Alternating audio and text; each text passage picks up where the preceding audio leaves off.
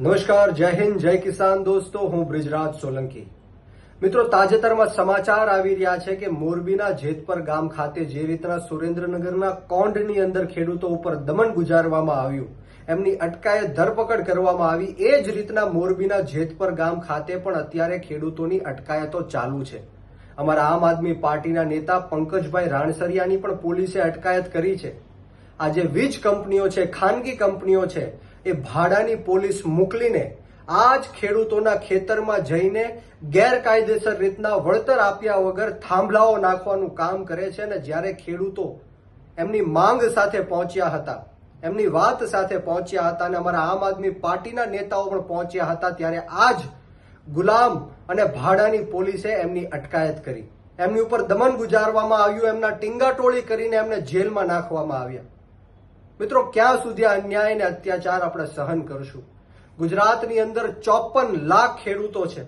આપણે સૌએ એક સાથે આવીને આમનો મુકાબલો કરવો પડશે. આપણે સૌએ સાથે મળીને આ જે વીજ કંપનીઓ છે એનો વિરોધ કરવો પડશે, રોડ રસ્તા ઉપર આવવું પડશે, આંદોલન કરવું પડશે. આમ આદમી પાર્ટી ખેડૂતોની સાથે છે. હું સરકારને કહેવા માંગીશ કે તાત્કાલિક ધોરણે આ નિર્દોષ ખેડૂતોને છોડવામાં આવે, આ મહિલાઓને છોડવામાં આવે. અમારા આમ આદમી પાર્ટીના નેતા પંકજભાઈ રાણસરિયાની જે અટકાયત કરી છે એમને છોડવામાં આવે, નહીંતર આવનારા દિવસોમાં આમ આદમી પાર્ટી ગાંધી ચિંધ્યા માર્ગ ઉપર અને જરૂર પડે તો શહીદ આઝમ સરદાર ભગતસિંહના માર્ગ ઉપર પણ અમારી આંદોલન કરવાની તૈયારી છે. ક્યાં સુધી તમે ખેડૂતો સાથે અન્યાય અને અત્યાચાર કરશો? આ જે વીજ કંપનીઓ છે, ખાનગી કંપનીઓ છે, આખા દેશમાં વીજળીઓ વેચીને કરોડો અબજો રૂપિયા કમાવાનું પ્લાનિંગ કરીને બેઠી છે અને એની સામે ખેડૂતોને વળતર આપવા માંગતી નથી. ત્યારે આપણે સૌએ એક થવું પડશે, જાગૃત થવું પડશે.